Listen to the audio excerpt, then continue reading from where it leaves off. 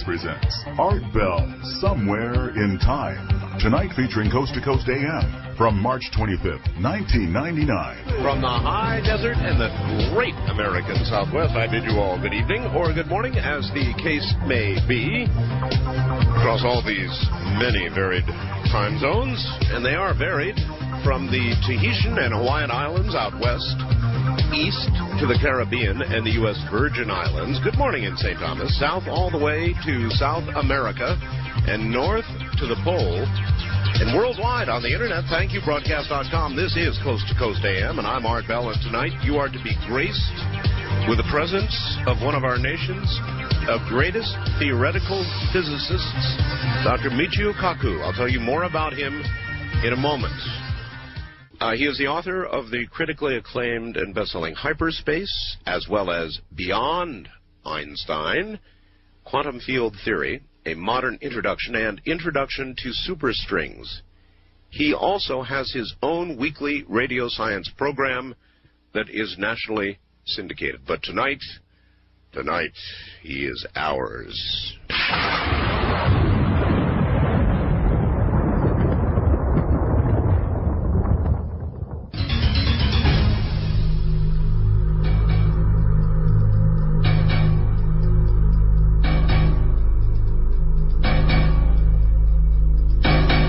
Here from New York is Dr. Michio Kaku. Dr. Kaku, welcome back. It's been too long.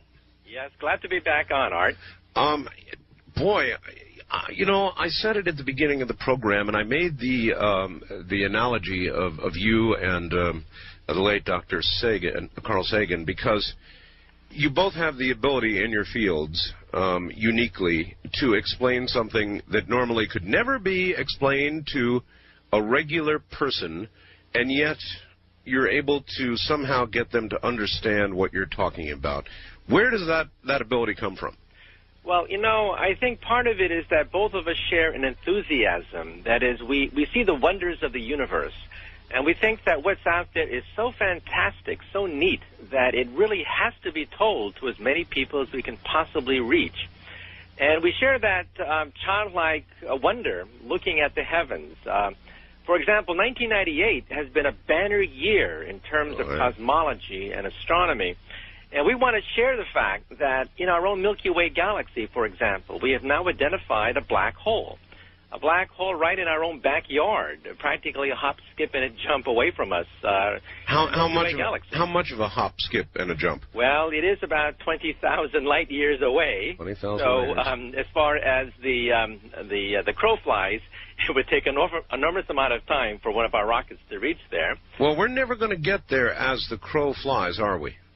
Probably not in our lifetime. However, the other black holes that we've seen in outer space, 12 of them, are like millions of light years away, 30 to 50 million light years away. Oh, you missed a little bit of what I was saying. I said we'll never get there ever as the crow flies. And what I meant by that is that we're never going to traverse those kinds of distances as the crow flies, or in a straight line, all those light years. 1 light year taking 1 Earth year, 1 human year to traverse at the speed of light. We're not going to do it. However, there may be another way. That's right. Going at velocities below the speed of light, perhaps a ramjet fusion engine, will take us very close to the speed of light. But if you want to break the light barrier, you have to have energies far beyond anything that our puny civilization can harness. And you have to reach what is called the Planck energy, at which point space-time becomes unstable. Now, at the Planck energy, which is 10 to the 19 billion electron volts, holes in space begin to form, we think. So in other words, you've got to generate the kind of energy that it takes to create a black hole. In some sense, yes. Black holes can reach that kind of energy, 10 to the 19 billion electron volts. And some of us believe that at the center of a black hole, there could really be a gateway to perhaps another portion of our universe, or perhaps even an anti-universe. We're not sure. But our civilization is too puny, you know. Like I mentioned before on your show, we physicists believe that there are type 1, type 2, type 3 civilizations. And I have many, many new affiliates since last time you were on, so let's do the 101 on the different type civilizations there are. We are a what? Okay, we are on this scale of cosmic energy, type 0. We get our energy from dead plants. 0. Oil and coal is our source of energy on the planet Earth. But in about 100 years to 200 years, we will attain genuine type 1 status. Maybe. Maybe, and that is truly planetary energy can be harnessed. A type 1 civilization in space, for example, would have enough energy to play with hurricanes, to play with volcanoes, to create earthquakes. If it's raining on a Sunday picnic, well, hey, gee, we'll just change the rain, that's all. We're not going to bellyache about the hurricanes. We're just going to change the hurricanes. That's a type 1 civilization that can harness any kind of energy that is planetary. But then in outer space, we physicists have seriously looked now. We've spent millions of dollars on this now, looking for type 2 and type 3 civilizations. A type 2 civilization would be stellar. They use solar flares for their energy supply. So when, Junior wants to borrow the Starship, Dad says, fine, just put a few white dwarf stars and neutron stars in your gas tank, and off you go. So type 2 civilizations play with the output of a star, a single star.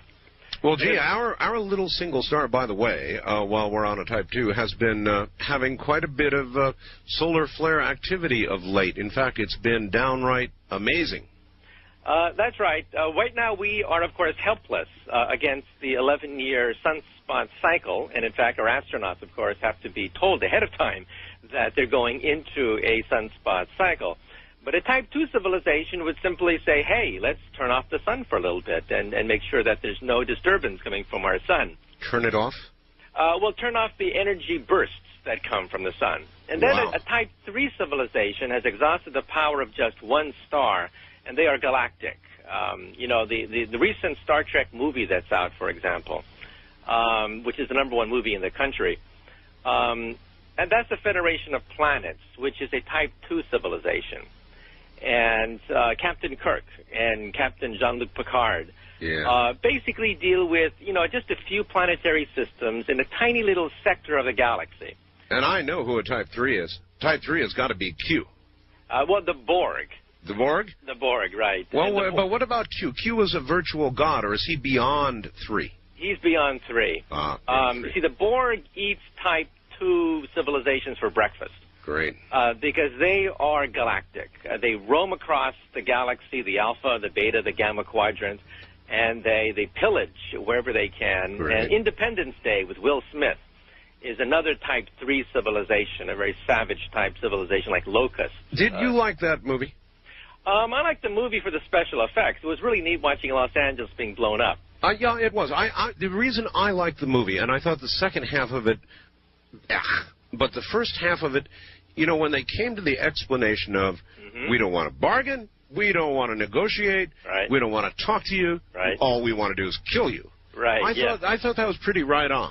Yeah, no ifs, ands, or buts. What do you want us to do? Die. Die, die. Right. Well, that's a type 3 civilization that could roam across different sectors of the galaxy, and they can treat type 2 civilizations as, lunch, basically. That's what the Borg is all about. If you watch Star Trek Voyager, 5 of 9? I do it religiously. Yeah, and that's, so the Federation is a type 2 battling against a type 3, the Borg. However, there is something called type 4, and as you pointed out, type 4 would have to be beyond galactic.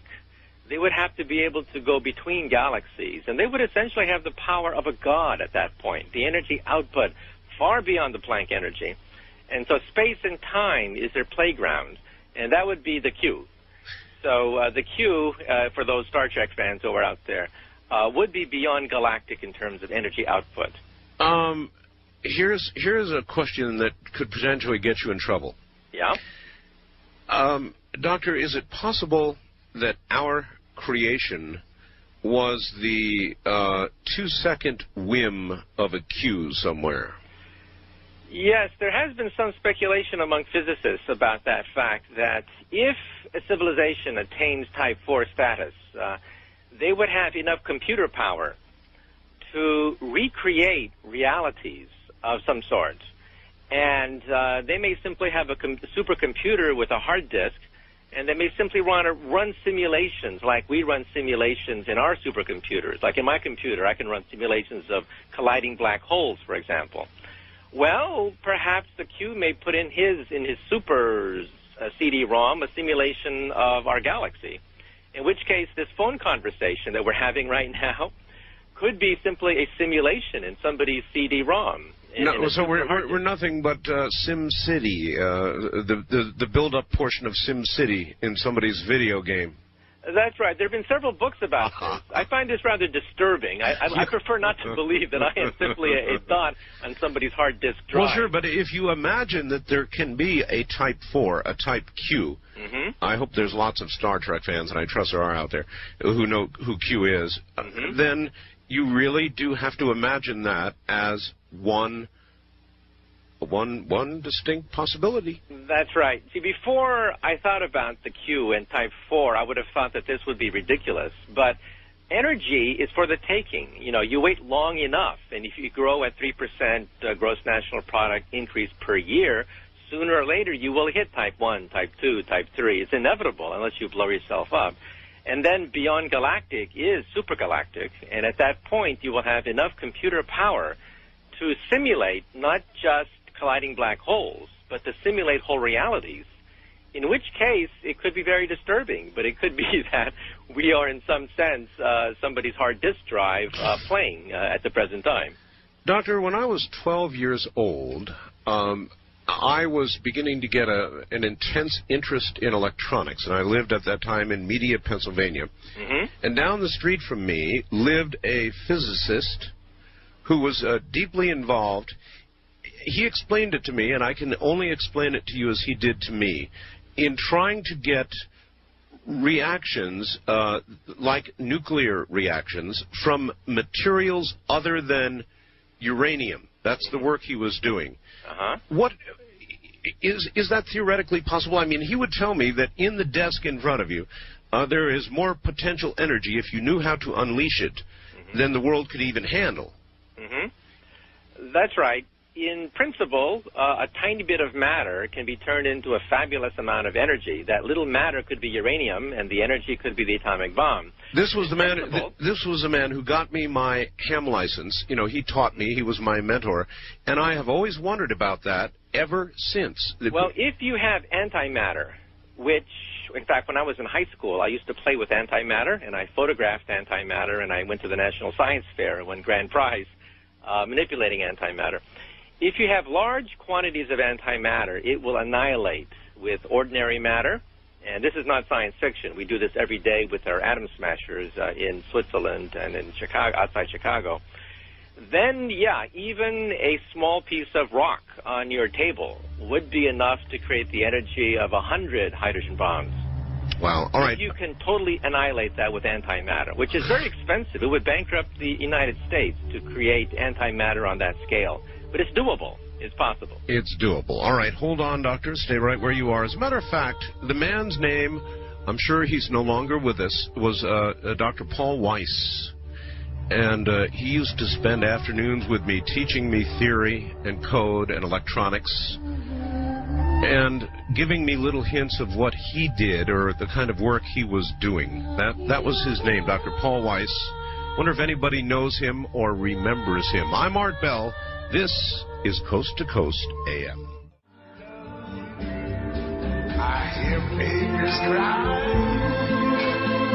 I watch them grow. Now, we take you back to the past on Art Bell Somewhere in Time. That's such a classic line, isn't it? Good morning, everybody. I'm Art Bell. Dr. Michio Kaku is my guest, and he'll be back in a moment.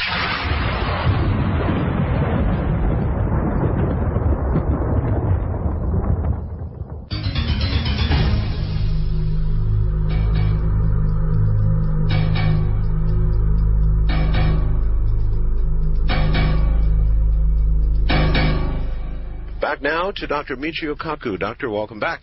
Glad to be on again. Okay. I'm going to ask you to do what is probably going to be the most difficult thing for you, and that is to ask you to explain. You're co-author of the string theory, right? String field theory. Superstring, One is of the it? main branches of string theory. All right. Can you explain that? Make me understand it? Okay, well, let me try. All right. Einstein spent the last 30 years of his life chasing after the theory of everything, an equation 1 inch long that would allow him to, quote, read the mind of God. It was an equation 1 inch long that would unify all the 4 fundamental forces into one coherent equation. It would explain gravity, the electromagnetic force like radio and light. It would explain the weak nuclear force, which governs radioactive decay, and the strong nuclear force, which helps to light up the sun. All that was to be included in one equation into one theory, and he failed. He spent 30 years of his life chasing after this theory of everything, and he blew it. He couldn't do it. Well, today we think we have it. Today we actually have a candidate for the theory of everything. The theory of everything. Right, which would allow us to calculate what is called quantum gravity. Quantum gravity is the most exotic, it's the most gorgeous branch in all of physics. Quantum gravity is what dominates the instant of the Big Bang and would explain to us what happened before the Big Bang. Quantum gravity dominates the center of a black hole and would allow us to go through the center of the black hole. So all the interesting phenomenon as to where the universe came from and what happens at the center of a black hole, we have to go to a theory of everything. A theory of everything may eventually give us the ability to go through wormholes, perhaps. This is a question mark, of course. Perhaps to drill a hole in space and to leap across millions of light years in an instant. Perhaps the ability to bend time into a pretzel and to build a time machine. All these are possible if you could solve a theory of everything, a theory of quantum gravity. Now, we think that if you had a super microscope and could look at an electron, you would see not a point, but you would see a vibrating string. And the string, of course, can have many notes on it. It can have, just like a violin string, A, B flat, C sharp, F. No one says that C sharp is more important than F. Everyone says it's just a violin string. That's all it is. Well, we think that that's why there are so many fundamental particles in the universe. How come we have so many darn particles? We have electrons, protons, neutrons, quarks. We have mesons. We have hundreds, thousands of particles. When I got my PhD from Berkeley, I had to memorize about 100 of these damn particle names. And now we realize that they're all perhaps just vibrations of a single object. Have we actually seen yet a quark?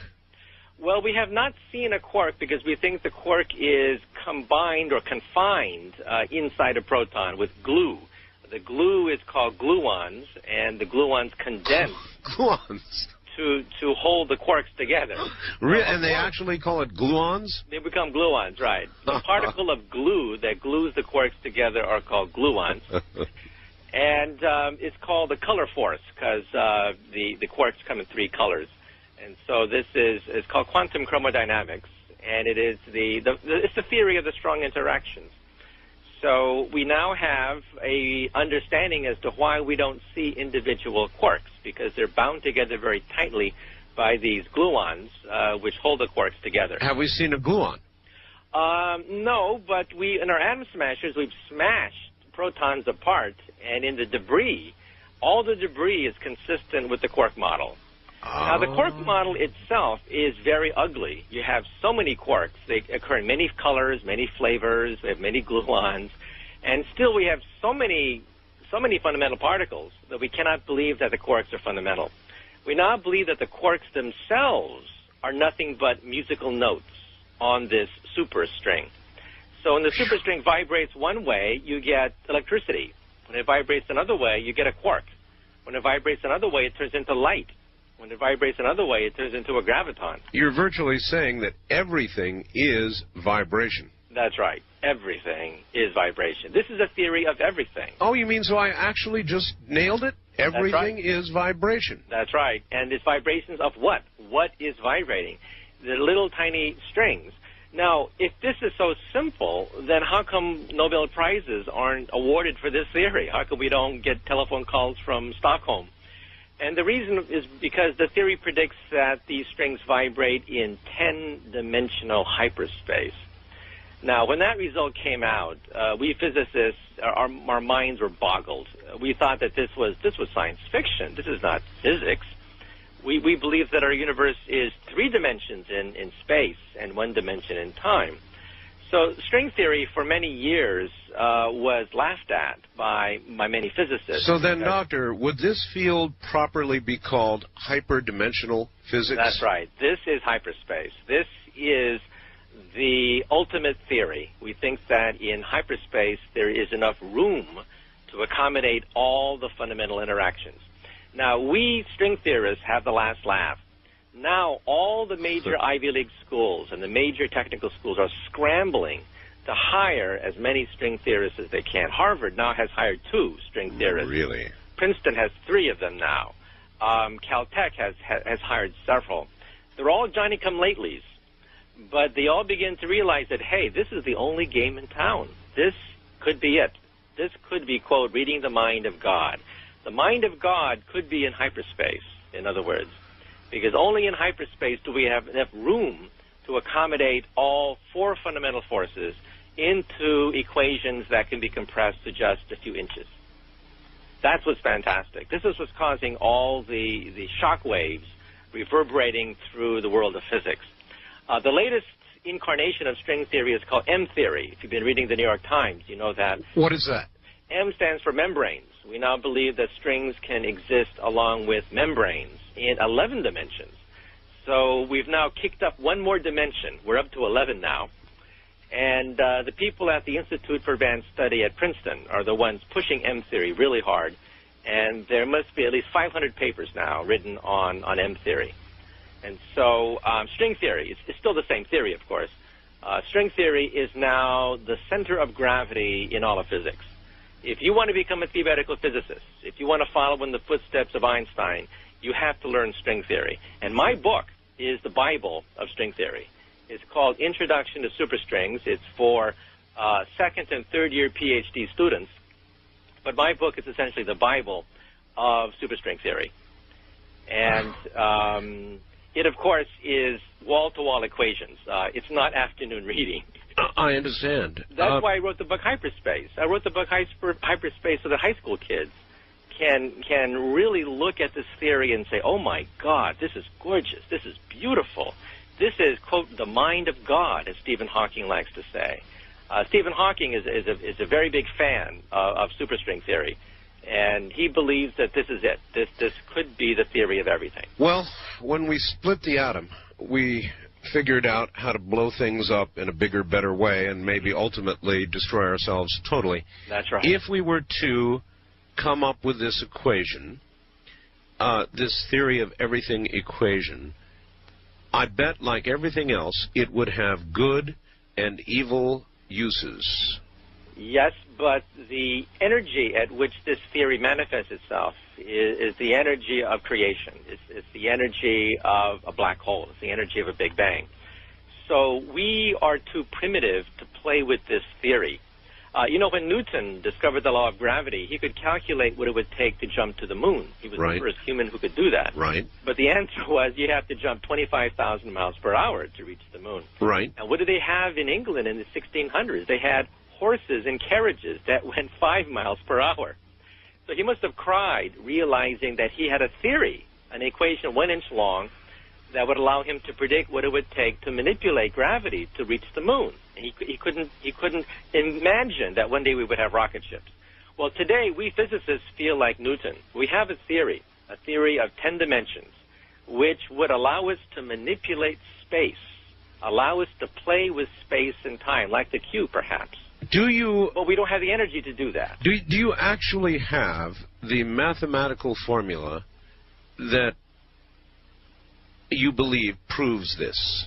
Well, proving it experimentally is extremely difficult because we would have to recreate. No, theoretically. Theoretically, do you have a one great line of math that theoretically explains this? And if you were able to actually do this, you would truly be able to, as you said, virtually become a God? The equations so far have not been theoretically solved. No human on the Earth is smart enough to solve these equations right now. These equations are well-defined. In fact, I wrote many of them myself. Right. These equations are well-defined. Mathematicians, some of the world's greatest mathematicians, have cracked their heads trying to solve these equations, and they have failed. But I think that within my lifetime, a young physicist will solve these equations and be heralded as the next Einstein and win a Nobel Prize and verify the fact. Doctor, do you think that it will take a virtual evolution in humankind, or possibly a savant of some sort, to come along and do what Einstein did and take the next step? Or do you think that, as you said, some young physicist will come along and do it? Well, I think that this theory is the next step. We just can't complete it because this theory was discovered by accident. We were not supposed to see this theory for perhaps another 50 to 100 years. Oh? The theory was discovered by accident. No human was smart enough to create this theory. How'd we get it? It was discovered by accident in 1968. The first inkling of strings came in 1968 when two young postdocs at CERN, Geneva, Switzerland, were flipping through a math book, of all things, and came across the Euler beta function.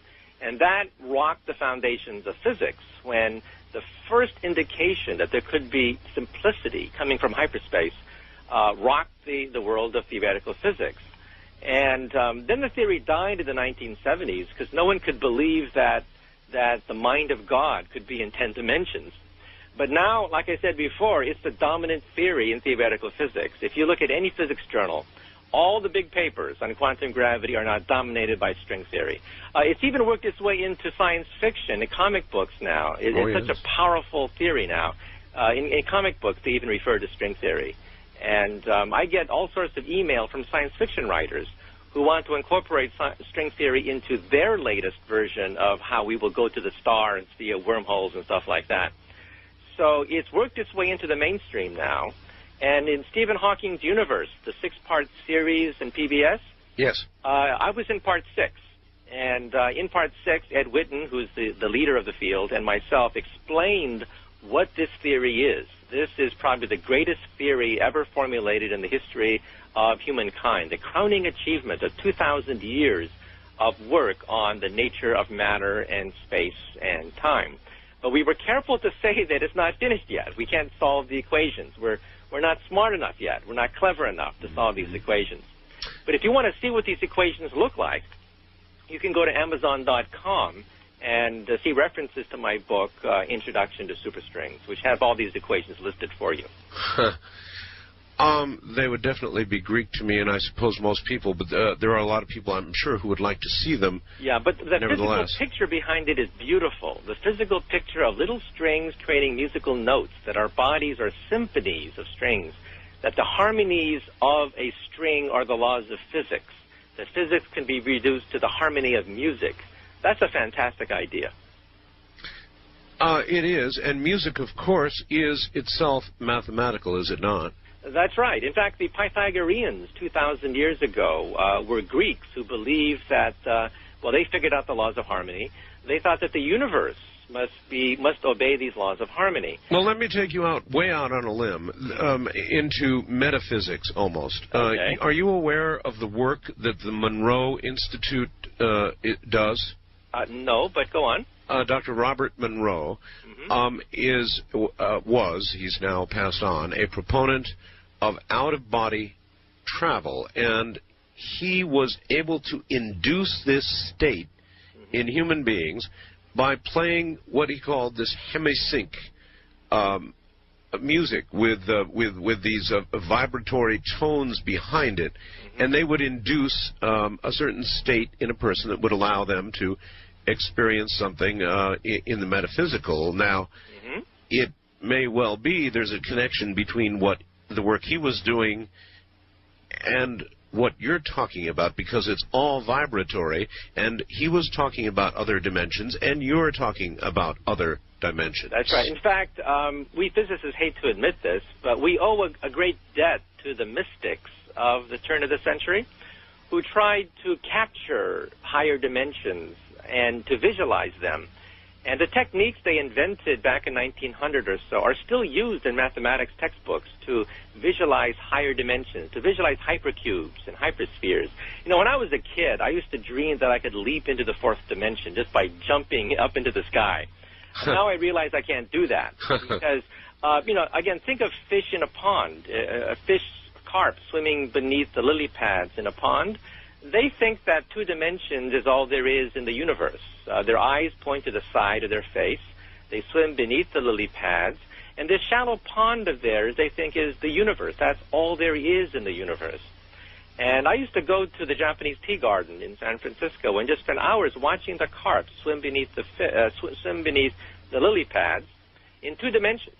And I used to wonder what happens if I were to grab one of the fish and lift them into hyperspace, the 3rd dimension, where they would see a whole universe just outside their silly little pond. Well, to show you why you're doing what you're doing, and I'm now doing what I'm doing, when I was that age, I was jumping off of very tall barns with umbrellas trying to fly. Getting hurt. A lot. So I had flight on my mind. All right, Doctor, hold on. We're at the top of the hour, which means you've got a pretty good long break here, and we've got a ton of stuff to talk about. You're listening to one of the brightest minds in America. His name is Dr. Michio Kaku, and he is a professor of theoretical physics at the City University of New York. He'll be right back.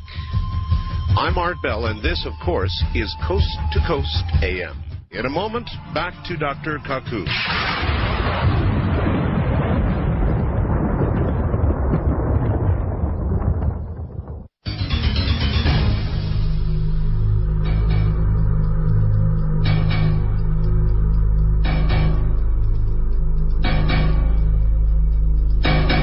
Right now, Dr. Michio Kaku, one of our nation's greatest theoretical physicists, is our guest. And we were actually, it worked rather well what I just did, because I am doing a show this coming Sunday that I recorded earlier today, Doctor, on out-of-body travel. And we were talking about the metaphysical and the kind of work that you do, and that there is a kind of a loose, rarely acknowledged relationship between the two? That's right. Back at the turn of the century, the 4th dimension occupied the imagination of writers and composers and artists, and many of them tried to represent the 4th dimension on their canvases. Picasso and Salvador Dali, many of their greatest paintings were inspired by the 4th dimension. Salvador Dali's painting of Jesus Christ being crucified on a cross in space, that was a hypercube, a 4-dimensional cube that Jesus Christ was crucified on in Salvador Dali's famous painting of the crucifixion of Christ. And Salvador Dali's famous painting of the melted clocks, yes, the reason why he painted those melted clocks was he was trying to represent time as the 4th dimension.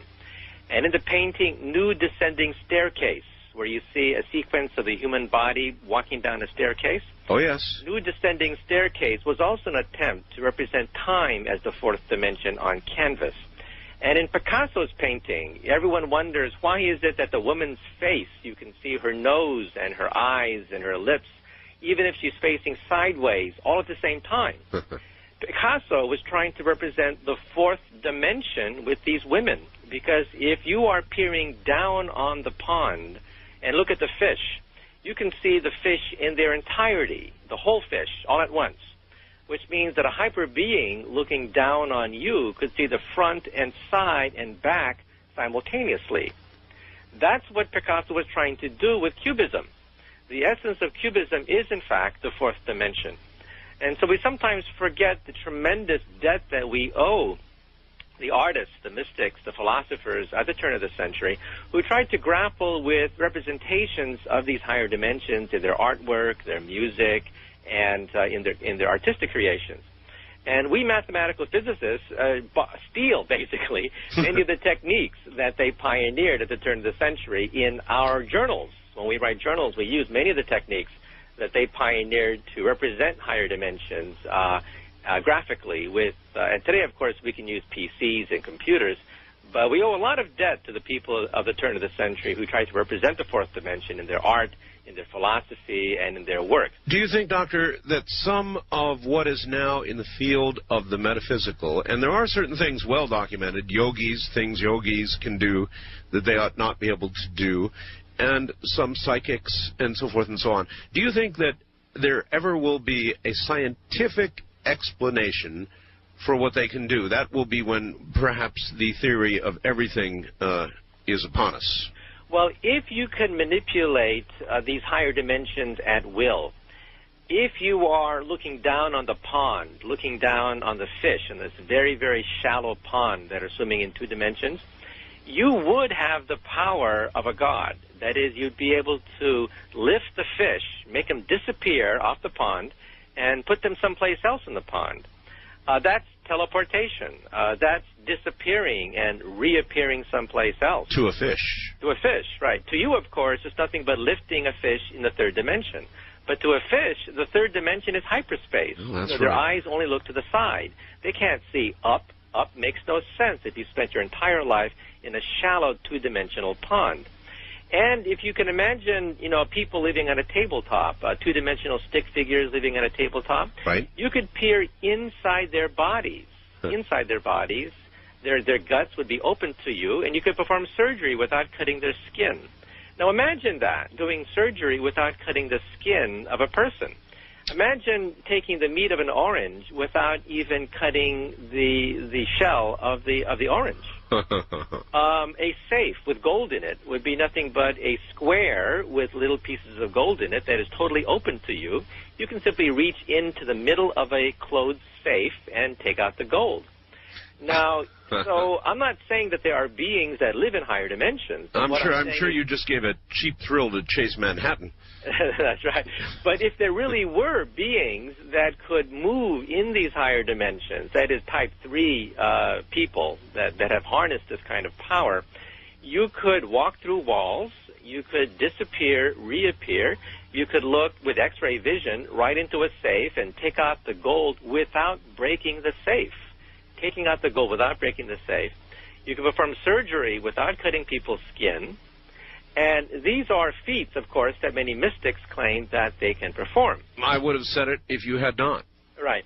Now, all I'm saying is, if you attain type 3 status, then the Planck energy, this 10 to the 19 billion electron volts, is yours for the taking. By definition, and civilization with that kind of galactic power can manipulate energy on that scale, at which point space and time become unstable. Holes begin to form, holes into hyperspace.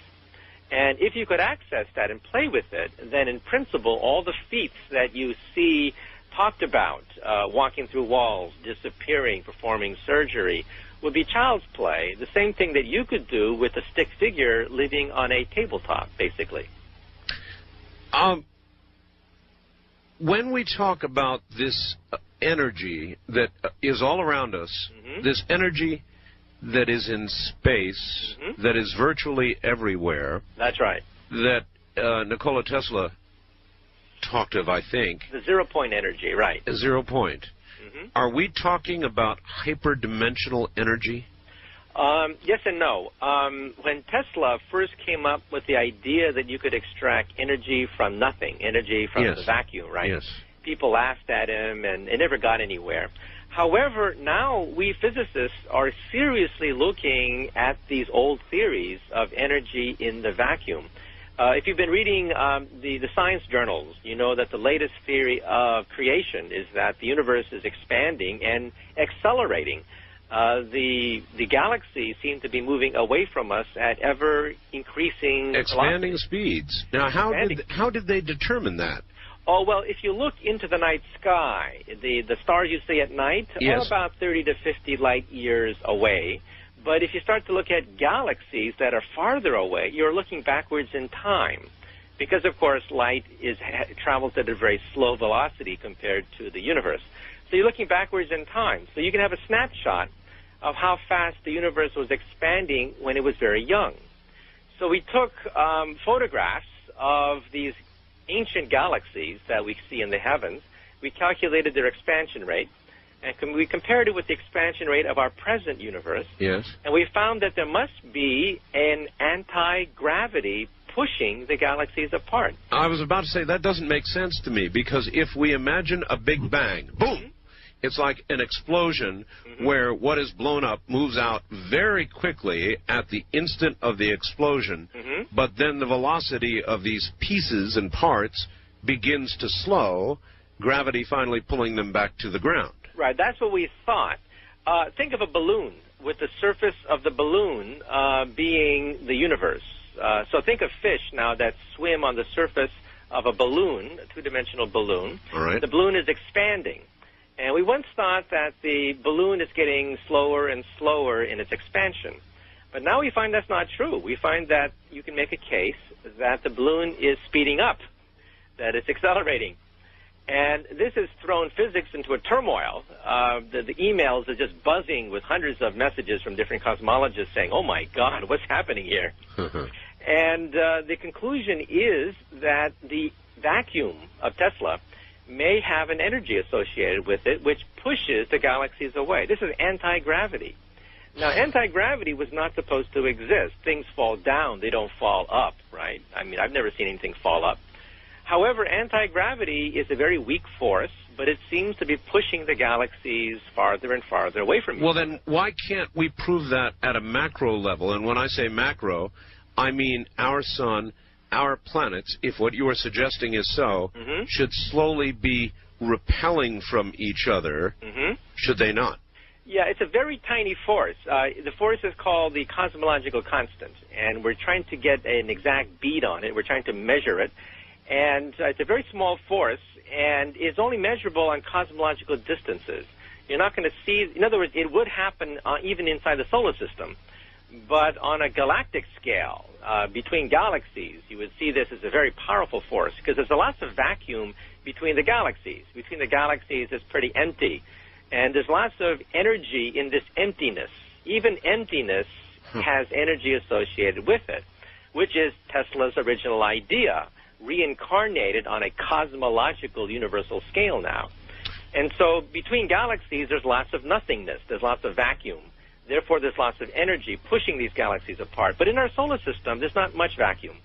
Our solar system is quite small. Our solar system is only a few light hours across. And therefore, there's not much vacuum to push. But in outer space, there's plenty of nothingness out there. And this cosmological constant seems to be pushing the galaxies apart, in which case the universe will probably die in ice rather than in fire. We once thought the universe may die in fire in a big crunch, but now we believe that the universe may die in a big freeze or a big chill. Simply everything expanding away from everything else. Until it reaches absolute zero, near absolute zero. And that's pretty depressing. I mean, sometimes I say to myself, why should I wake up tomorrow morning knowing that eventually the universe itself is going to wind down, that the stars will blink out, that eventually the galaxies will collapse into black holes, and everything is going to become dark and cold, and intelligent life is going to huddle next to the embers of dying neutron stars. It's pretty pathetic. We're going to have cosmic homelessness. Perhaps so, but is it not also possible that, like the Phoenix, there would be another bang? The possibility that I like to believe is that we will leave the universe at that point. The law of evolution says that, you know, when organisms face a harsh weather change, they leave. They leave or they perish, right? Yes, if the food supply dries up. Or adapt. Or adapt, right? In our universe, if the universe gets so cold that we have to huddle like homeless people next to the embers of dying black holes, if it gets to that point, I would suggest that we use the Planck energy to drill a hole in space and leave our universe and go into another universe. This is called the multiverse idea, which is now the dominant theory in cosmology. There are about 3 or 4 books written by leading cosmologists on the multiverse idea. Would that be leaving in the physical, or not? Or would we transcend the physical? Well, think of this balloon again. If our universe is a balloon, and the balloon is ever expanding and accelerating, getting colder and colder and colder, to the point where our machines don't work anymore, we may want to take a lifeboat and drill a hole and go through a wormhole. Slide between our universe and the next universe. There's a Fox TV program called Sliders, and on the very first episode of Sliders, they show a copy of my book, Hyperspace. A boy is reading my book, and that starts the whole series, basically, called Sliders. Now, I do not believe that I will slide in my lifetime or the lifetime of my great-great-great-grandkids.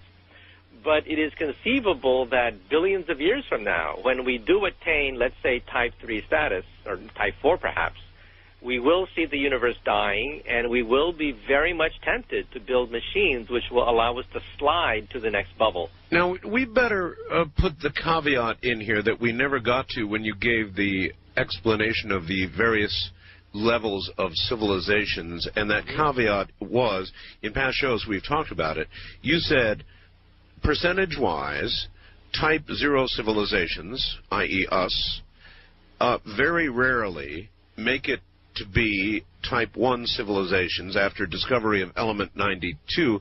And the last time you and I spoke, I think we had just witnessed Pakistan lighting off a nuke, and India lighting off a nuke, and the Bulletin of Atomic Scientists moved their clock further toward midnight and all the rest of it. How do you feel about it now? Well, let me say that ever since I was in high school, my mentor was Edward Teller, father of the hydrogen bomb, and I know a deep debt of gratitude. He was the one who arranged a scholarship for me to go to Harvard University to begin my career as a physicist. But he always impressed upon me the enormous power of these weapons. He witnessed, of course, these weapons. He helped to create the hydrogen bomb. He's the father of the hydrogen bomb. Yes, sir. And now we have India and Pakistan with a blood feud that goes back centuries. And they've detonated collectively, I think, 11 atomic and hydrogen bombs between them. Something like that. And that's horrible because the Pakistani arsenal is perhaps around 20 atomic bombs. The Indians have perhaps around 80 atomic bombs. Great. We can estimate that, by the way, because we know how many ultracentrifuges and how many reactors they have. And between them, they could vaporize the Indian subcontinent if they felt like it. And, oh, by the way, as a footnote, they probably have a Y2K problem. And when the year 2000 hits, think of what happens to Russian and Pakistani and Indian missiles. Well, the Russians have actually made a statement with regard to Y2K. They have so little money. Their way of handling it, this really is official, is they have decided to, quote, wait and see what happens, end quote, unquote. That's assuring. Wait and see what happens. You know, 2 weeks ago, in the USA Today reported that one of the main agencies of the Pentagon that handles the command and control of our nuclear arsenal, yes, sir, falsified data, yes, sir, and claimed that they were in compliance with Y2K when they were not. I know. And they were supposed to be in compliance by December 31st of this year, and they're not going to make it. I've been doing shows on Y2K for a long time. Yeah. They told me I was a crackpot, and I noticed 2 weeks ago on 60 Minutes, they validated just about everything that we've been having on this show for a long time now. Yeah. Well, look, you know, I'm a physicist, and on December 31st, 1999, I'm going to be in my house. I'm not going to make any plane reservations on that day. I'm not going to be on an airplane. I'm not going to make any stock transactions. I'm not going to make any banking transactions. I'm simply going to sit in my house, far away from a nuclear power plant, far away from a nuclear arsenal, and simply wait it out. Well, I guess I would like to ask your professional opinion, though you're not a computer person, of what is going to happen on January 1st, 2000, but we'll hold that one for the break, so relax for a moment. I love hooks. You know I love hooks. And I did not realize that Dr. Kaku had a strong opinion on Y2K, but obviously he does, doesn't he? Premier Networks presents Art Bell, Somewhere in Time. Tonight featuring Coast to Coast AM from March 25th, 1999. Once again, I do seem to be here. Constantly surprises me. My guest is Dr. Michio Kaku, and he'll be right back.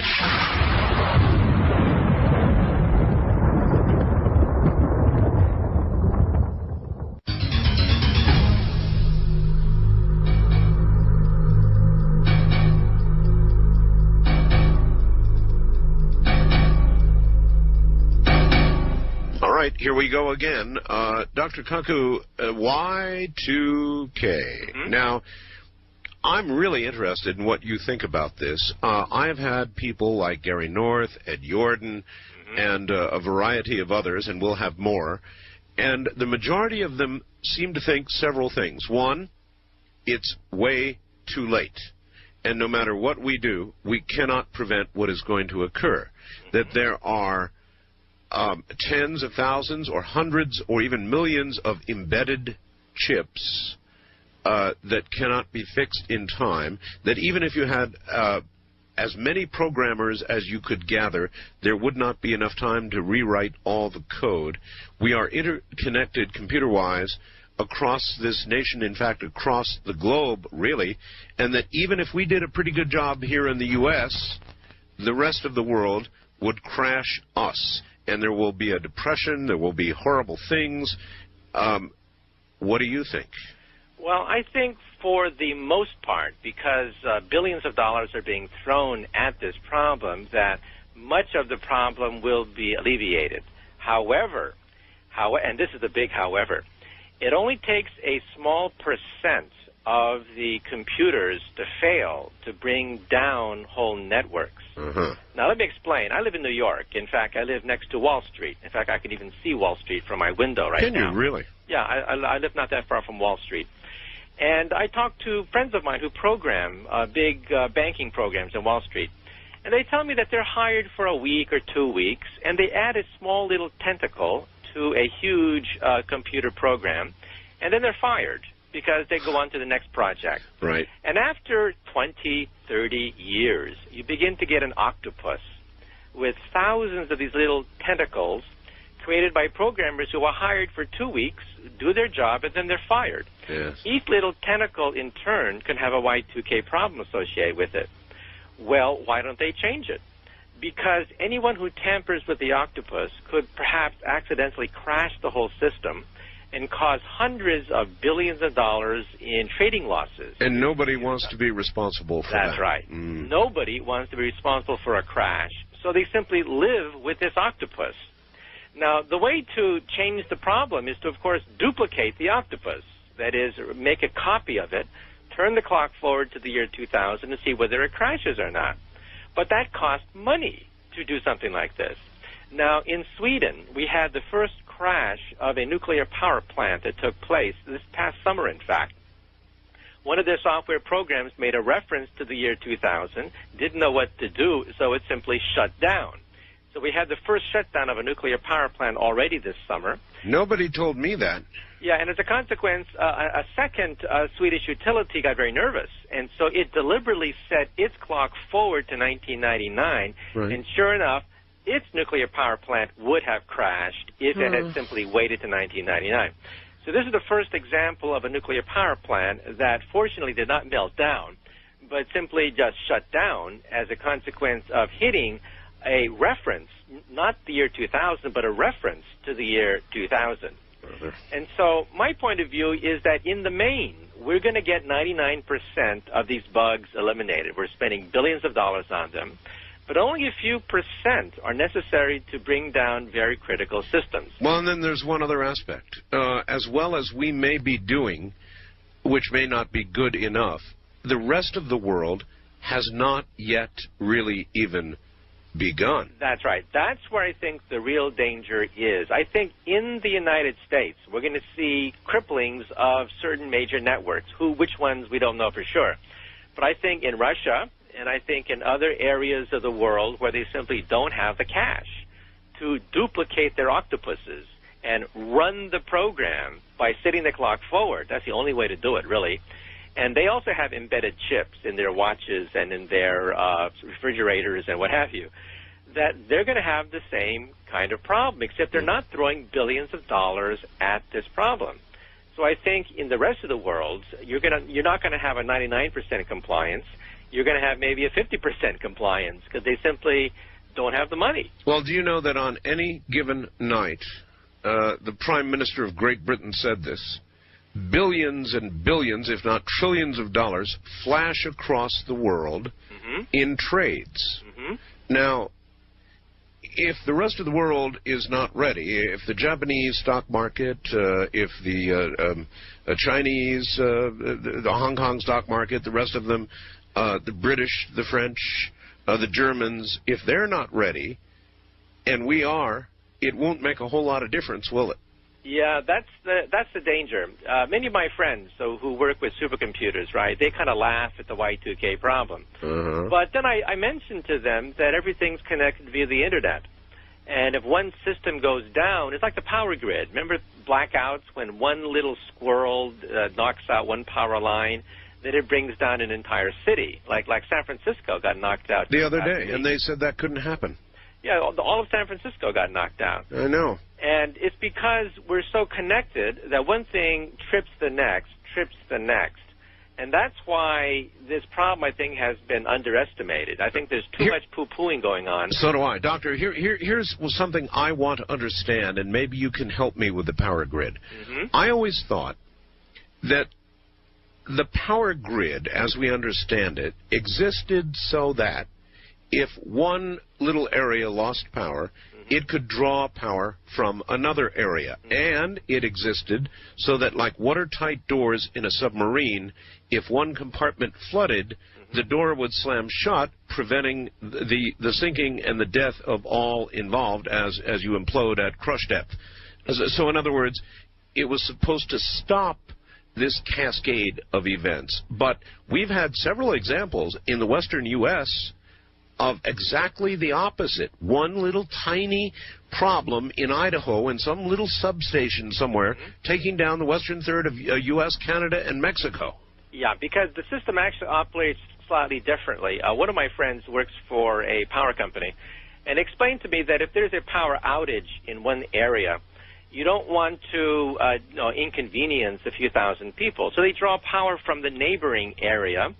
And in the main, it works perfectly fine. You simply borrow power from the next. Right. But if you overload it, then they in turn borrow power from the next, until you have this domino effect. And the domino effect can ripple out and cripple whole power systems. Now, you may say to yourself, well, they must have compensated for this, right? But the probability of this happening is so small, and therefore they tend to overlook this problem as a serious problem. No, what I'm asking is, why are the doors not designed to slam shut at some point? They could, but however, they hesitate to do that because then it means thousands of people will be inconvenienced. But what happens is millions of people become inconvenienced. That's exactly right, yes. When it brings down the other parts of the system. So in the main, power companies think it's not going to happen, so don't worry about it. But when it does happen, by saving the power of a few thousand people, you then deprive power to millions of people, and that's why you can bring down whole power systems, because it's a self-fulfilling prophecy. People say it's not going to happen, let's not put in the circuit breakers, let's not, shut off power and inconvenience people and get 1,000 angry people at us. So what happens now is that you can bring down power systems and have 1 million angry people at you. Or there is this for me to consider. For you and I to be able to do what we are now doing requires, let us think about it for a moment, a lot of equipment on my end.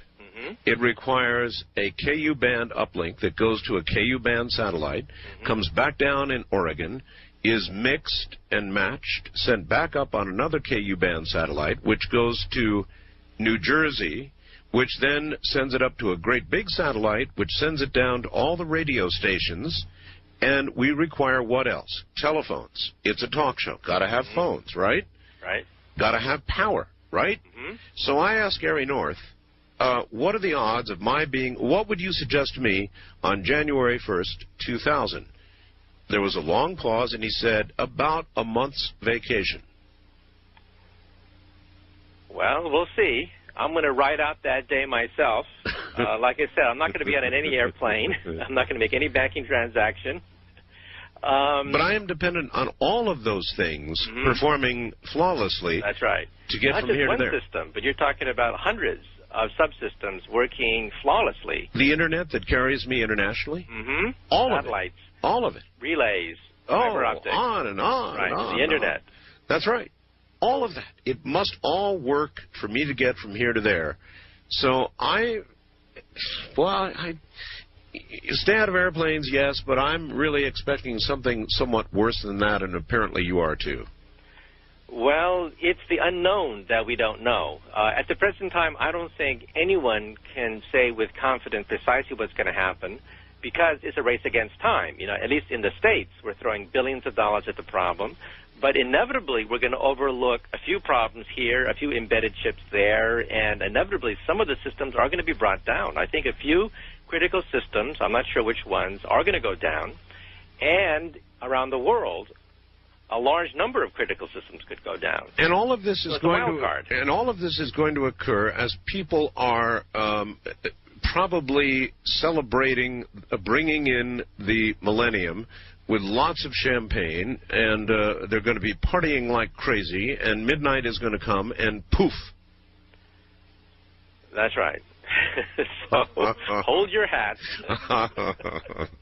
And then, again, this is a totally self-inflicted problem, you know. It's just money, that's all. But people pass the buck, you know. They said it's not going to happen during my watch. Why should I worry about this? You know, when I was in high school programming computers at Stanford University, I knew about the problem. We talked about the problem. You did? Yeah. This is, you know, back in the early 60s. And what were you saying back then? And people kept telling me, don't worry about it. You're not responsible. It's not going to happen during our watch. Let the next poor jerk worry about it. And the next poor jerk said the same thing. It's not going to crash during my watch. I want to be in Florida. I'm going to be retired by the year 2000. So let the next poor jerk worry about it.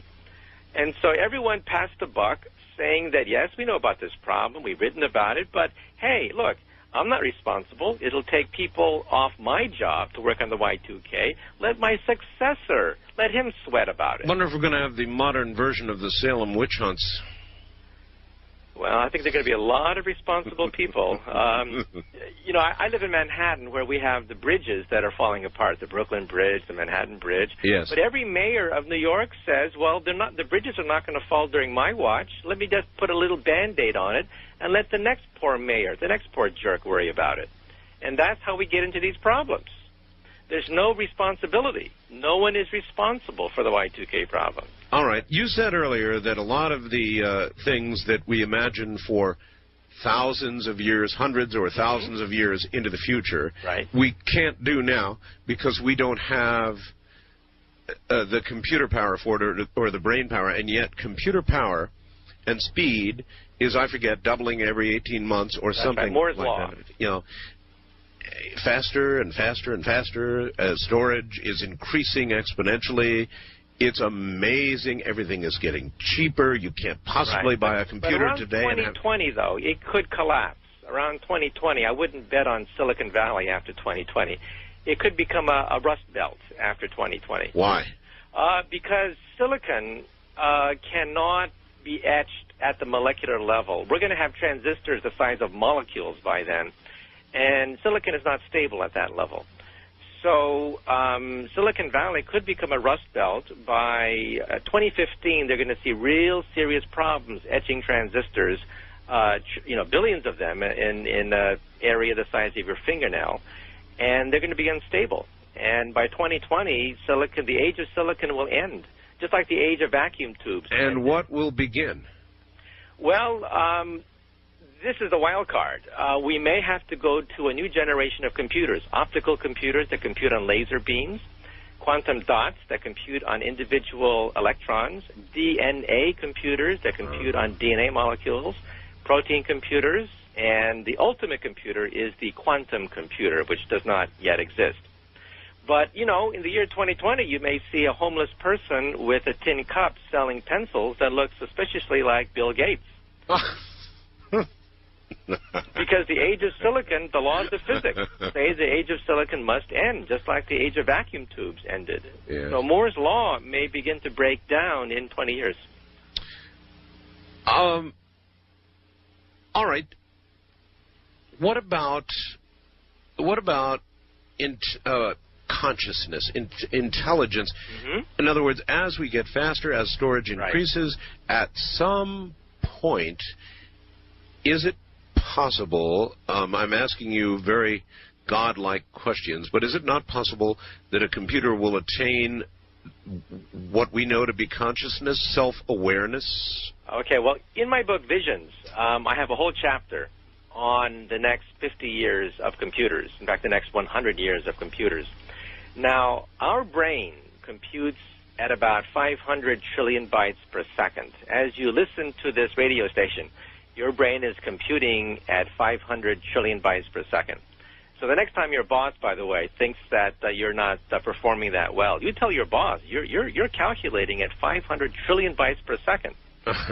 Now, it turns out that by Moore's law, you can calculate when our PCs will hit that speed. Well, I see Intel advertising that by the year 2000 or before will be calculating, their chips will be calculating at 2 trillion bytes per second. Yeah, but you see, by 2050, if Moore's law were to hold, which it won't, but if Moore's law were to hold to 2050, then you would have machines that are every bit as fast as our brain is. But that's not going to happen, because by 2020, the age of silicon will end. We're going to have a new type of computer that computes on molecules, because, of course, that's what our brain does. Probably our brain then computes on molecules. Some sort of biological creation. That's right. And it may go to DNA computers. It may go to protein computers. We will be computing on molecules because that's what our brain does. Our brain is a beautiful molecular computer. They exist. Just take a look in the mirror. You know, that 10 pounds of stuff you have on your shoulders is a molecular computer. And its transistors are on that kind of scale, the scale of molecules. And that's where we're going to have to go. We're going to have to go in that direction. And that's why I think that real thinking machines that have consciousness, will not happen by 2050 because of this problem. Maybe late in the 21st century, but they'll probably have silicon consciousness. They're not going to think like us. They'll have a different type of consciousness. And but I think that eventually they'll get closer and closer to our ability to think. And in my book, by the way, I've interviewed some of the leading people in artificial intelligence theory. And they all tell me the same thing, that we should have one hand firmly on their plug when we reach that fantastic computation speed, just so that we can yank their plug if they get uppity and too smart alecky. Well, aren't they very likely to? I mean, from our perspective, they will think logically and as quickly or even eventually faster than we do, no doubt creating their own successors, like nanotechnology tells us. And eventually, even if we think we have our hand on the plug, they're smarter than we are.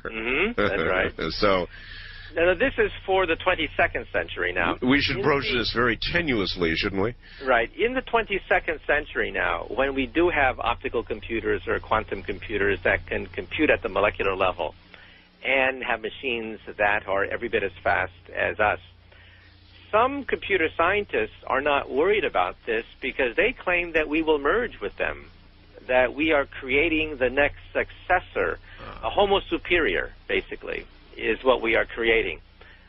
Individuals that will be bioengineered, that will have cybernetics included, they'll be stronger, healthier, prettier, can compute faster and have better personalities and won't be so cranky and what have you. We could be creating our successors. Now, I don't know about this, but I was shocked to find that many of the leading people in this field believe this, that we are creating the next step in human evolution, homo superior, that'll be half machine, half genetically engineered, to be better than us. Now, I say that we need enormous democratic controls over this technology, the ability to create stem cells that could give us a form of immortality, the ability to control telomerase, which will slow the aging process, and the ability to create, computer chips that are every bit as fast as parts of our brain. They're already getting very close now to this aging process thing, aren't they? That's right. Two developments in 1998 have shocked the world of biology. One took place just last month with the discovery of human stem cells, which means that one day when our children, our grandchildren are born, we may create spare parts for them. This All right. is standard for children. Hold that thought, Doctor, and we'll be right back. Top of another hour. I'm Art Bell. This is Coast to Coast AM. This is Premier Networks. That was Art Bell hosting Coast to Coast AM on this Somewhere in Time.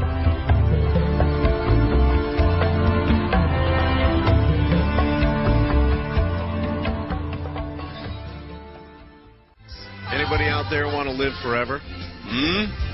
We're going to talk about longevity, and I mean longevity, with Dr. Michio Kaku in a moment.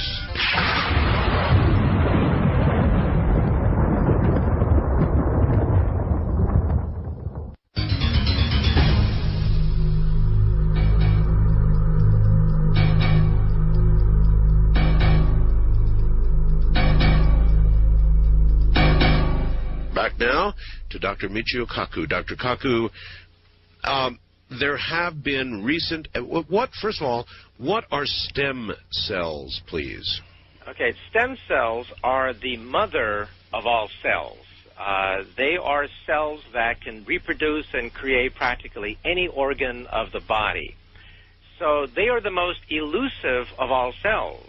They are the fountainhead, the mother of all cells. Really? And just last month, they were isolated for the first time in history. 1998 is a banner year, not just for cosmology, but for biotechnology and the aging process, which means that within 5 to 10 years, according to many of the Nobel laureates and directors of laboratories that I interviewed for my book, Visions, in 5 to 10 years, we'll probably grow the first human liver.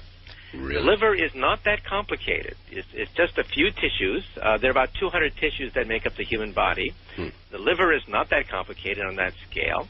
And Mickey Mantle, who was a hard-drinking man, right? Mickey Mantle died because his liver gave out. Right. And there are thousands of people in line for livers and kidneys. And in 5 to 10 years, we will start to grow the first of these organs of the human body. Skin cells already, by the way, can already be grown. We can grow about 2 acres of skin from just a few of your skin cells. Really? Yeah, about 2 acres worth. And that, of course, would be a godsend in case of a burn. Burn victims can be saved by being wrapped in their own skin. And in the future, near future now, because we've isolated the stem cells, we expect to grow livers and perhaps kidneys. The higher organs are more difficult. The heart and the other organs have many kinds of tissues and are going to be more difficult to grow. But we see this happening as organs begin to wear out. We will simply have spare parts. And in the future, when children are born, chances are we'll take a few of their embryonic stem cells at birth, and freeze them as basically spare parts for our children when they're born. This is, of course, still science fiction, but what is not science fiction is the discovery last month that the Holy Grail of embryology was finally found. Now, in January of this year, the Holy Grail of the aging process was finally found. Human skin cells were taken by the Geron Corporation and placed in a petri dish. Usually human skin cells age by dividing 50 times. They get old, and then they die. In fact, that's one of the main reasons why we die, because our cells only reproduce about 50 times, and then they die. Right. There's a little clock ticking in there, isn't there? That's right, called the telomere. Yes. The telomere is like the plastic tip of your shoelace. Every time you tie your shoelace, that plastic tip gets shorter and shorter until it frays. That's right. Now, we scientists wondered, where is the clock of a cell? What tells the cell to die after 50 reproduction? There's no clock.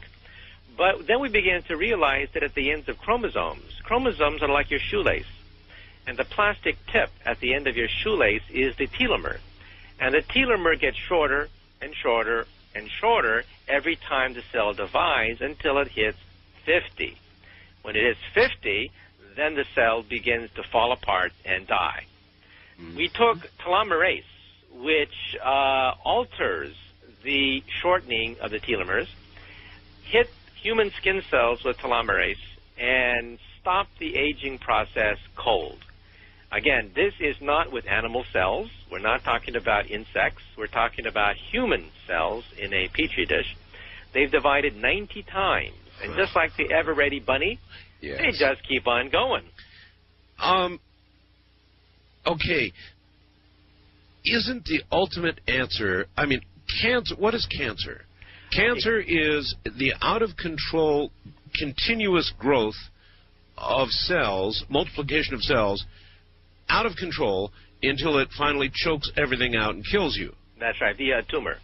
Now, wouldn't the answer to the generation of cells at a reasonable rate ultimately be known when we cure cancer? Or you could approach it the other way around, I suppose. Well, cancer also uses the telomere trick. We now realize that cancer, when it spins out of control, it stops the telomeres from contracting to zero, and therefore cancer cells are immortal, just like stem cells are immortal. Sex cells, stem cells, and cancer cells. Until they kill their host.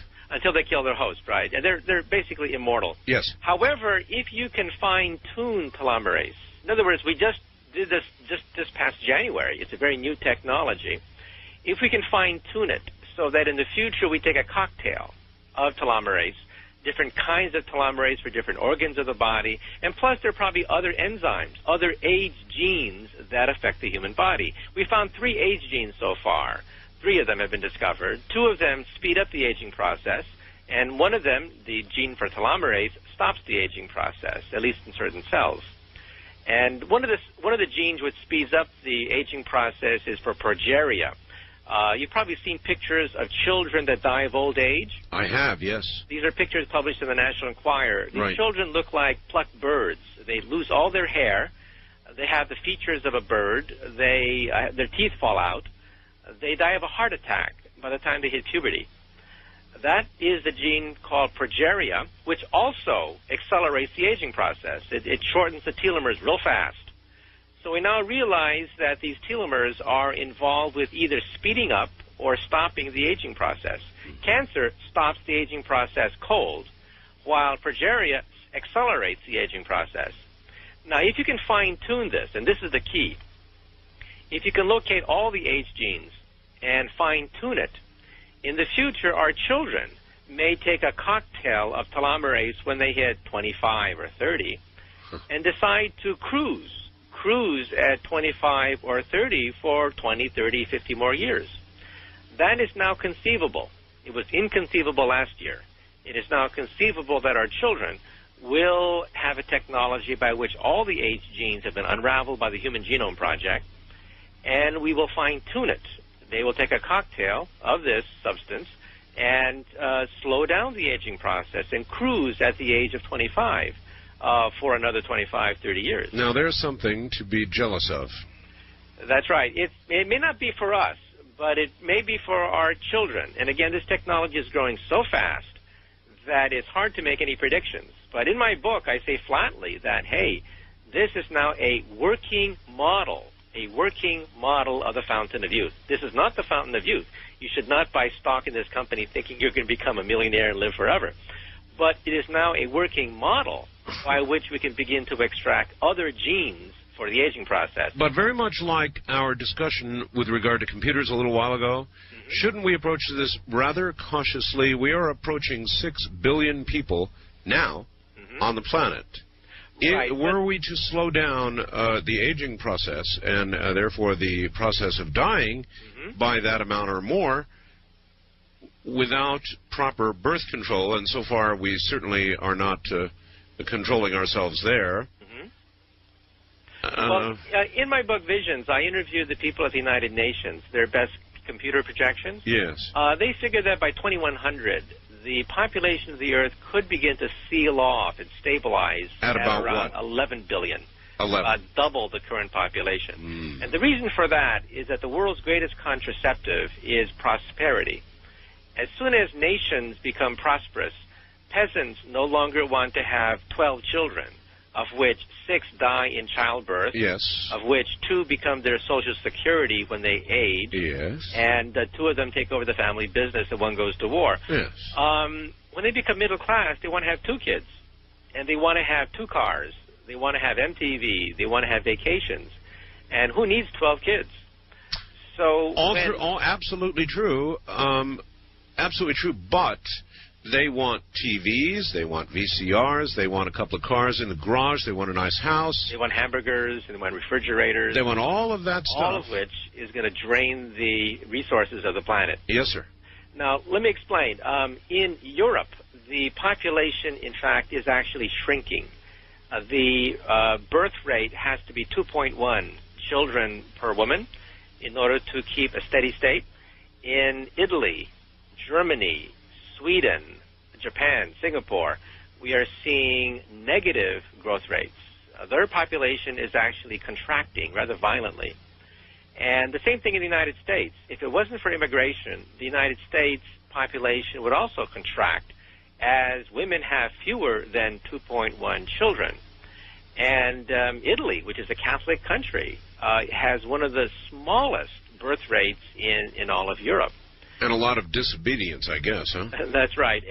But in third world countries, the numbers are dropping. Women no longer have 10 kids. They have like 3 to 4 kids in places like Bangladesh because of education of women, because of knowledge and education rather than prosperity. Their population is dropping. But this still means that with 4 children per family in the third world, that's where most of the growth will take place.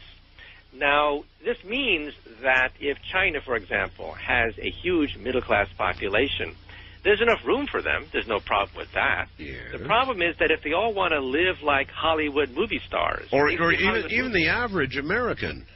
If they want to live like the average American with 2 cars and access to hamburgers and refrigerators, there's not enough hamburgers. There's not enough refrigerators. And there sure as hell isn't enough oil at present levels of use. We should run out in about 45 years. Probably less than that. The projections I've seen put it at within 25 to 30 years, prices are going to soar. Prices will soar first. And then, we're going to see disruptions of our economy take place. We will fight over oil.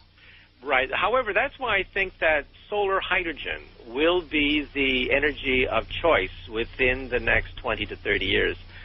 We are within striking distance now of approaching the cost of oil with solar technology. Right now, solar technology is still more expensive than oil or coal.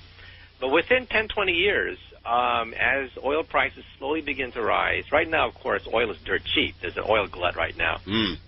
But within 10, 20 years, price of solar will drop to the point where it's going to be competitive with oil and coal, and it'll mean that we could make a slow transition to solar hydrogen technologies. The car, for example, the electric hybrid, is perhaps the next generation of power sources for the cars. Here's my problem. We're not moving fast enough. Like Y2K, isn't it going to come upon us nearly all at once? That's right. There's going to be a race against time. Yeah. We are a type 0 civilization. We are highly unstable. We have all the remnants of the fundamentalism and all the ethnic conflicts of the last 2,000 years still with us. People that have hated each other for 2,000 years still hate each other. Still do. And they have nuclear weapons now. That's right. So I think that in our galaxy, there probably were many Type 0 civilizations, just like the astronomer Frank Drake predicted, maybe 10,000 of these civilizations that are Type 0, just like us. However, very few of them negotiated these barriers, the population problem, discovering element 92, uranium, discovering what Dustin Hoffman discovered in the movie Graduate, plastics and petrochemicals and pollution. Yes. It comes out of the petrochemical industry. I was recently in Bangkok, and Bangkok is an interesting city, Doctor. Over 50% of the traffic police in Bangkok have congenital lung disease, probably fatal lung disease, and you cannot walk in Bangkok without every breath you take hurting you. That's how bad it is, and Bangkok is not necessarily unique.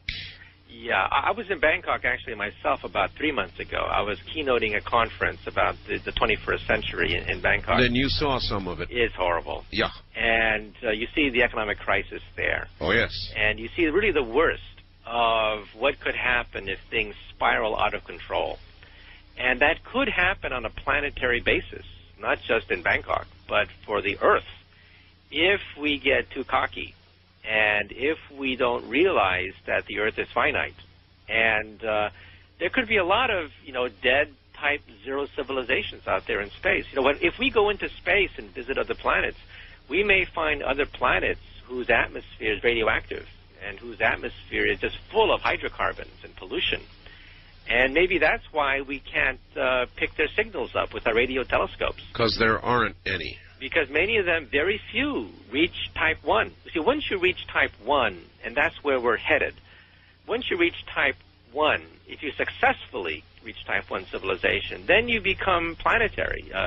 Where else can you go unless you colonize Mars? And that, of course, takes hundreds and hundreds of years to do that. Indeed, but be honest with everybody.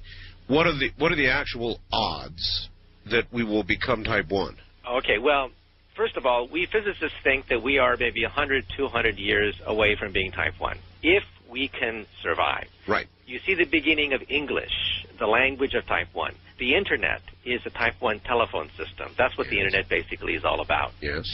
We see the beginnings of a type 1 economy. The European Union, NAFTA, gigantic trade blocs are forming. You see the beginning of a type 1 culture. Any human on the earth recognizes the figures of Madonna and Arnold Schwarzenegger. Yes. That's going to be the culture of type 1. It's going to be Hollywood. It's going to be very flashy. Young kids are going to be into rock music and what have you. That's a type 1 culture that's emerging in every corner of the earth at the present time. However, as you pointed out, Pakistan and India, between them, have over 100 nuclear weapons. What I asked you for, actually, were odds. Well, it's hard to say, but it could be a few percent. Of the type zeros out there, very few of them may have successfully overcome the fundamentalist barriers. Not better than 10%, Doctor? Probably less. Less than 10%. All right, hold it right there. That's what I thought. This is Coast to Coast AM.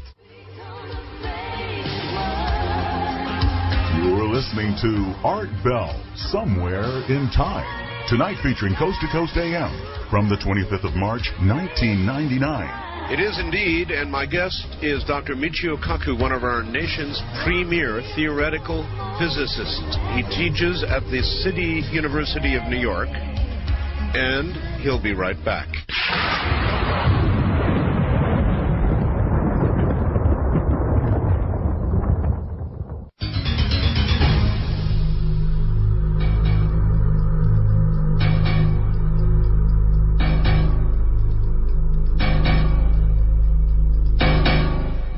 Frankly, everything is a race. Our race to get more energy, better energy, cheaper energy, our race to not multiply as quickly as we are before we can live longer, our race to leave the planet before it becomes unlivable. Everything's a race, and we're odds makers here. The odds don't sound so good to me. If it's going to be under 10%, that's not a very good bet, but of course you got to take it, I guess, huh? Right. See, what happens is, our brain is pretty much identical to the brain that came out of Africa 125,000 years ago. You take a caveman from those days and give him a shave and put him on Wall Street, and they look like all the other people on Wall Street. However, because our thinking processes haven't changed for 125,000 years, we think that way. We think we have unlimited resources, that we have a whole forest that we can conquer. But now we have nuclear weapons. Now we have populated the whole planet Earth. But what happens is, our caveman brain responds to emergencies. When we get very close to a catastrophe, and only then are we really shaken to the core. And then we start to galvanize the troops. We start to then put our shoulder to the grindstone and start to move things collectively. So I think what's going to happen is that we are going to face a series of crises in the next decade, 2 decades, 3 decades. And each of these crises is going to really shake up the world. And at that point, we will muster collectively enough political and monetary power to resolve these crises. Now, whether we can resolve each and every one of them, that's the big question mark. Look at the ozone problem. The ozone layer has been pretty much collapsed over the South Pole. Satellite photographs over the South Pole show a huge ozone hole the size of the United States. And getting bigger, yes. And it's getting bigger, right, and it's going to get worse. It's going to probably peak in the next 10 to 20 years. It hasn't peaked yet. But the nations of the earth got together and signed the Montreal Protocols and said, hey, you know, we're all going to die of skin cancer. And animals that don't have suntan lotion, they're going to die of skin cancer, and they're going to be blinded because there's no ozone layer. Actually, they already are. Look at the research with frogs and frog eggs and all the rest of that. Yes, it's some people think they are like the canary in the mine shaft. The canary, as you recall, were taken by miners down to the mine shaft because canaries were sensitive to methane gas. Humans cannot smell methane very well, but these canaries would collapse and alert the miners. When they drop dead, it's time to go. That's right. And so some people think that the mutations in frogs and salamanders and the strange kinds of illnesses affecting animals. Coral reefs are dying. That's right. And phytoplankton around the South Pole is dying. Yes. And that's the food chain. The frozen tundra in Alaska is melting. Chunks are breaking off in the Antarctic. We could go on and on. 2 chunks of ice. You know, a chunk the size of Delaware broke off just a few months ago. And a few years ago, another chunk the size of Rhode Island broke off. Now, these are huge chunks of ice. Oh, I know. Size of Delaware, size of Rhode Island. I know, and this is being attributed, for the most part, to global warming. Now, that may or may not be the case, but I know there is a large political constituency out there that says the whole concept is ludicrous, and it's being promulgated by people who want to return us to the Stone Age and bring the U.S. down to the level of other countries around the world. And this, Doctor, is a very, very powerful political force. I agree, but I also think that most scientists, in fact, I would estimate now about 99% of climatologists, believe that there are enough signs with regards to hurricanes that are battering Florida and the Caribbean, the melting of the tundra of Alaska, the breaking up of the ice shelf in Antarctica, the weird weather we've been having. Yes. Enough signs, all of them pointing in one direction. That's right. To warrant caution. Not that we should have a crash program and go back to the Stone Age, but to begin the process of weaning ourselves away from oil and coal and going toward solar hydrogen as an alternative economy. Now, I mean, think about it. We wouldn't have to have a Gulf War. We wouldn't have to worry about Saddam Hussein anymore. We wouldn't have to have the American 7th Fleet keeping oil prices low every time some dictator in the Middle East starts to rattle his saber. We could begin to increase fuel mileage. You know that with the electric hybrid car, you can get 60 miles a gallon on the electric hybrid car. And the hypercar, which the Swedes have been playing with, the hypercar gets 90 miles a gallon. Now, with that kind of energy efficiency, you wouldn't have to worry about Iraq. You wouldn't have to worry about all the crises that take place there because we have fuel-efficient cars in the United States. Our standard of living is going to be as high as ever. Well, I really like the half-full glass that you paint, but at the same time, let me interject this to counter what you have said. Now that oil is again cheap, gasoline is cheap. Right. We have seen the return of the muscle car. Right. Have you noticed? That's right. You see it on the streets. During the 70s, when we had the terrible gas crunch, why we began to get all kinds of fuel-efficient cars. The moment gas got cheap again, where'd we go? That's right. We went right back to where we were. Right. And unfortunately, that's the ape brain, the brain of the forest, saying that, well, gee, the crisis has disappeared. Why not go back to our profligate, wayward ways and live like we used to until the next crisis comes and we panic again? And I'll tell you, this ape used to drive a Geo Metro and just bought a Trans Am. And unfortunately, part of that is programmed into the brain. You know, our brain is programmed to respond to emergencies and crises. Yes. And unfortunately, that's how you move people in a democracy, which is very sad. but you have to scare the pants off people sometimes before they will move on something. I try, but they don't want to listen. We ring alarm bells all the time about the environment here, and what it brings, I can tell you, since I talk to millions, it brings anger. You do your own radio program, and I'm sure when you've talked of these types of topics, you've received all kinds of vitriolic comment, and if not on the phones, then certainly by email and letter. Haven't you?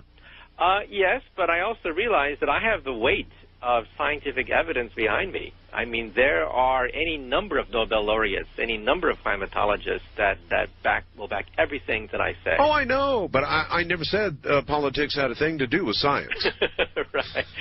Like oil and water, right? They sometimes don't mix. That's correct, yes. All right. Anyway, wherever we're going with that, we're going.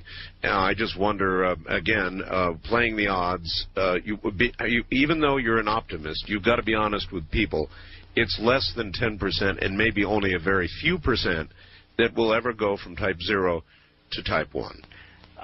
Yeah, and the shame is that right before our eyes, we can see the beginnings of a type 1 civilization. Sure. Again, it's maybe 100 years away, but you read the newspapers, and you read about the dominance of English, about the dominance of MTV and television, the formation of currencies across national borders. Oh, yes. You see the inevitable. You know, we're not going to be able to colonize Mars for several hundred years. We're stuck on the Earth. And with the Internet wiring up everybody, within 10, 20 years, all of us will have a watch with the Internet on it, and we'll simply talk to the watch in English and access anybody else's web page and everyone else's channel just by talking to our appliances. Now, this is coming. It means that in the future, we'll simply be able to have embedded chips in our clothing, in our furniture, that will allow us to access the technology of a type 1 civilization. For example, I saw a demonstration of the smart glasses. Glasses that you put on that you can download videos on, so that if you're at the beach and there's a home emergency at the home office, your glasses will ring when you're at the beach, and your glasses will be hooked up to the Internet, and you'll download the video conference of what's happening at the meeting. You'll be at the meeting when you're at the beach. And your glasses will be able to recognize people's faces. Again, these prototypes already exist. And at a cocktail party, how many times have we bumped into somebody and said, is this Jim, John, Jake? Who is this person? Yes. In the future, your glasses will tell you it's Jim. Because this is the kind of computer power that's linking the world. So we're seeing the beginning of a type 1 civilization emerge. And I would really hate to see the whole thing spoiled by the fact that we still have the fundamentalism, we have the ethnic passions that have caused massacres and genocide over the last 2,000 years. And I would really hate to see that spoil our march toward a type 1 civilization. But it is most probable. It is fairly probable because we have so many emergencies that we have to negotiate. Each one successively we have to negotiate correctly. Each one requires scaring the pants off people as we head toward an ozone problem. I think that's my purpose in life. A global warming problem. I think that's my purpose in life, is scaring people.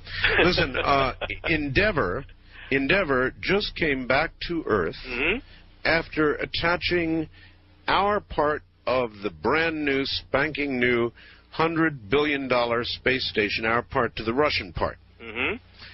And I'd like to get your thoughts on the efficacy of the $100 billion, or no doubt by the time it's done, much more dollar space station. Well, this may come as a surprise to many of your listeners, but every scientist who's looked at the science versus the cost has realized that it costs too much for the little science that we're going to get from the space station. Microgravity is what we call weightlessness. But even President George Bush's science advisor, Dr. Alan Bromley of Yale, once said that microgravity is of micro importance. The space station, all its duties can be done by single rockets. We don't need a $100 billion bathtub in outer space. The money, this $100 billion, could be transferred to a project to go to Mars instead. You know, Columbus did not need a refueling station he did not need a space station in the middle of the Atlantic to reach the New World. Columbus just did it in one big jump. Right. And that's how we can do it to Mars and to the other planets. We don't need a halfway house up there. We don't need a space station in that sense. So it's going to drain a lot of money. Well, when you say go to Mars, when you say go to Mars, do you mean send men to Mars, or do you mean send robots to Mars? I think in the near term, we should build a robot base on Mars. It would be quite cheap compared to the space station. You know, just last week, we launched the Mars Climate Orbiter. Yes. It cost $0.3 billion. That's pocket change. That's the interest on the International Space Station. You could send a whole fleet of robots to Mars with the interest on the money in the bank that would go to an International Space Station. So then why are we doing it? Well, it's national prestige. It's you know, back in the 70s when the Russians were beginning to put up the Mir, we had to do a space station too. And so there's been this rivalry, this horse race between the Russians and the United States. Well, the Russians have dropped out. The Russians are no longer competing with us. And in fact, we are now funding their program. The Russian Zarya module was paid for by United States taxpayers. I know. The Russian space program is basically paid for by you and me and the American taxpayer. So I think that for the buck, we should really begin to put a robot base on the moon and a robot base on Mars, paving the way for eventual human habitation. Because at some point we're going to have to leave the Earth, right? I mean, at some point the Earth, you know, is going to be dangerous to be on the Earth with meteors and comets and what have you. But that's not for centuries. We still have centuries in which we can lay the foundation for that.